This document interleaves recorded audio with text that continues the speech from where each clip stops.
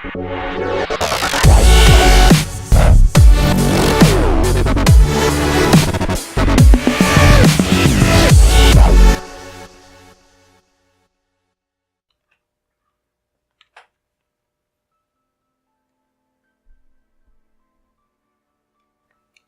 everybody, welcome back.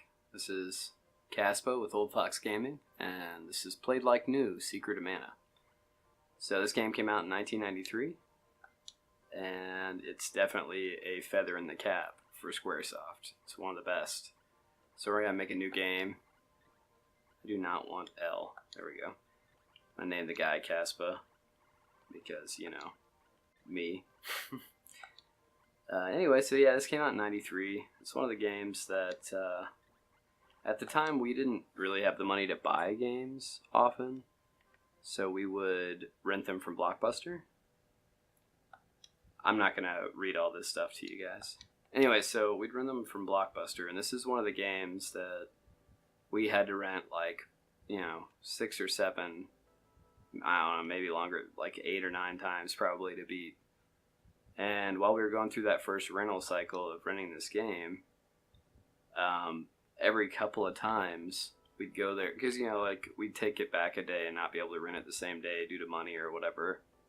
So there's a couple of different times where someone else got in there and rented it before we could get it back, which sucked.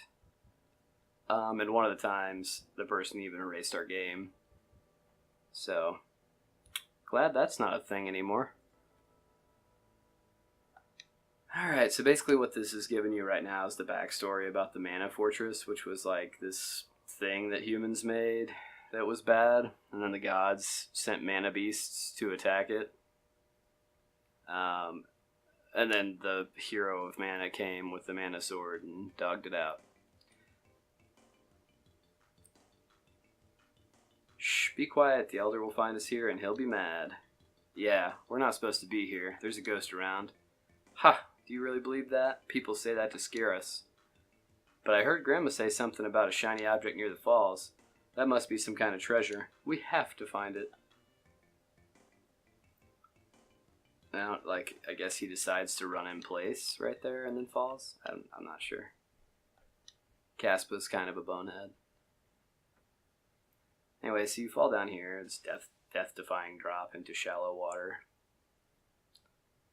Ouch, phew. No way to get back up. Now what am I going to do? Alright, so then you got to find your way out of the water, which I think is down here somewhere. And then once you're out, you just walk around for a while. Kaspuh, Kaspuh. Huh? Just like start hallucinating. Shouldn't have ate that for lunch. And you get up here. Village is this way. I have to find something to cut through. And then miraculously you find a sword just when you need one. Kaspuh, remove the sword. Who are you? And what's this sword doing here? Rug? Ow, that light. So bright I can't see. It's not that bright. I mean, it's kind of bright. A ghost. Kaspuh, it is I who asked. The sword. I think this ghost kind of looks like Gemma that you'll meet later on in the game. Like they used a similar sprite, I suppose. Anyway, so you get the sword, and that also enables you to have a health bar, which is going to pop up at the bottom here in a sec. Yep. So we got 50 out of 50 hit points. And then inside of that little block down there, you'll see your power. Like after you swing your sword, you have to let it get full again. And we got this rusty sword, 18 attack power. So yeah. Start off the game as kind of a BA. Whoa, what's the rabbite doing in a place like this? Oh, the rabbite's getting smashed on. That's what he's doing. Alright, so we're just going to go through here and kill these little guys. The rabbites, they seem to be cheeps from Mario that got like transfused with a gumdrop or something. Gumdrop cheap offspring. Some craziness. Anyway, but yeah, if you see what I'm doing there, I'm waiting for that bar at the bottom to say 100% before I attack.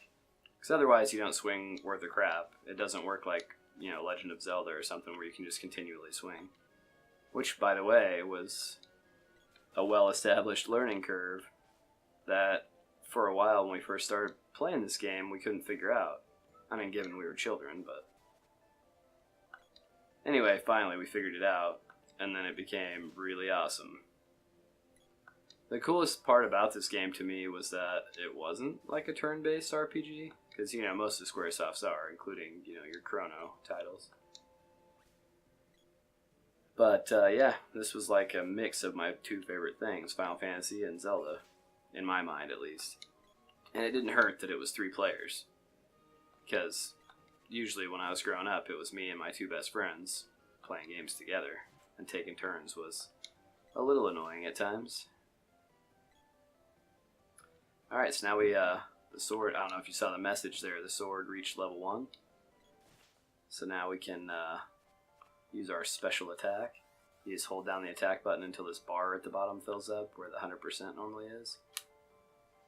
And then let go, and boom, you just do a solid, you know, stronger attack, I guess. Something else cool,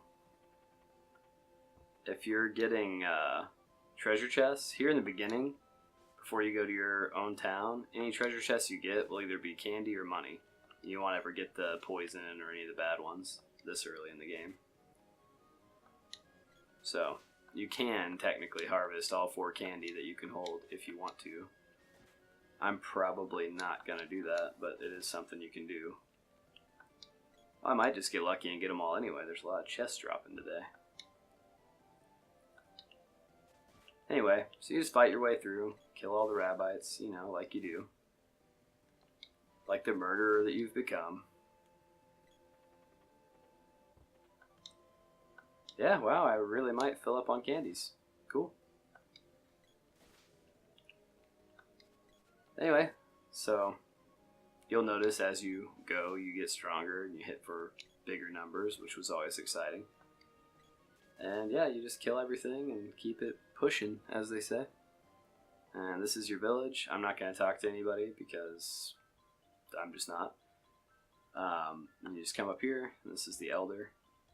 Kaspuh, you're not hurt. They just told me what happened. I thought you were a goner. I told you it was stupid to bring someone like him along. You idiots, weren't you told not to go there? Huh? Kaspuh? What's that you have? Oh no, it couldn't be. Cool, did you find the treasure? Way to go. What have you done? How could you have pulled the mana sword out? It's impossible.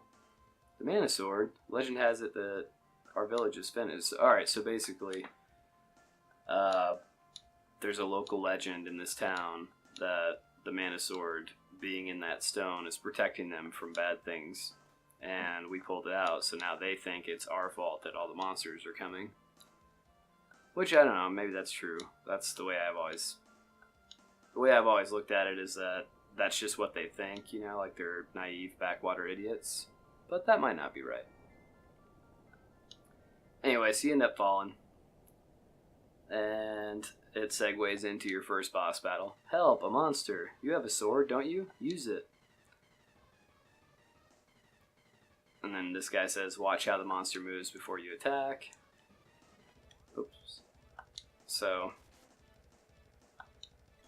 this monster has the ability to make you unconscious, which he just did to me. And he'll, like, stun lock you by doing that.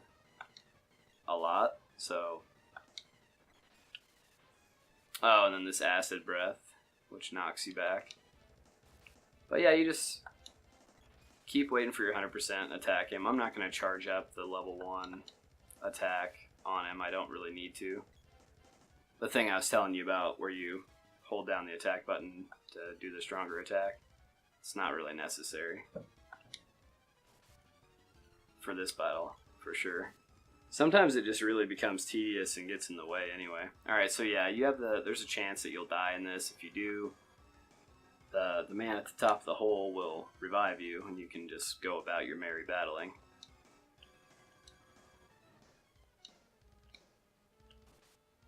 But yeah, it is super annoying that this boss does this. All this control stuff where he like knocks you on the ground and whatever. It just makes the fight take longer for no reason. So yeah, we whooped him. We're doing our little victory dance, doing our thing, shaking our sword around all crazy. Way to go. And we got the Swords Orb. So I'll tell you about the Swords Orb later. That's not really important right now. You did it. Wait there. I'll pull you up. So then this guy pulls you up. And you find out that it's Gemma, who kind of looks like the ghost from the waterfall. That appears to be the real mana sword. Huh? What? It's supposed to be pulled out by a knight in times of great trouble. Problem is, you're too young. Something must have happened to the mana sword. Here, it's yours. Sorry, but the sword is losing its power and must be re-energized. Only the person who pulled it can do that. What should I do? Visit Sage Luca in the Water Palace. She's been protecting these lands for over 200 years. Listen to her advice. Alright, so this guy wants me to go to the Water Palace to show off my new sword to some old lady. Kaspuh, the Elder's waiting. Alright, so then they have you go in here, and because of the superstitions of the town, they're going to tell us we got to pack our bags and we can't come back. Elder, we can't go on like this. Yeah, there's no relief in sight. Oh, Kaspuh. You've really done it to me this time. The reason why monsters have been appearing is because you removed the sword. It's settled. We can't let you stay. Basically. So yeah, they kick us out of the village. They do tell us we can have the treasure chest downstairs, but I mean, come on, we would have taken it anyway, right? I mean, it is a 90s era JRPG. Like, that was the whole point of going in someone's house, is to take their stuff. Which, by the way, wasn't like the best lesson to be teaching a bunch of kids, but that's cool. Alright, well, we'll end it here. Let's get kicked out of our village really quick. There's not anything worth it here in the shop or anything. Have everything you need? Yeah. You are hereby banished from Potos Village. Now get out of here. Alright, dude. Anyway, so you get kicked out of your village. And that's it for now. If you liked what you saw, please smash that like button, subscribe if you haven't already, and we'll be putting out more episodes of Played Like New on Wednesdays and Sundays. Thanks.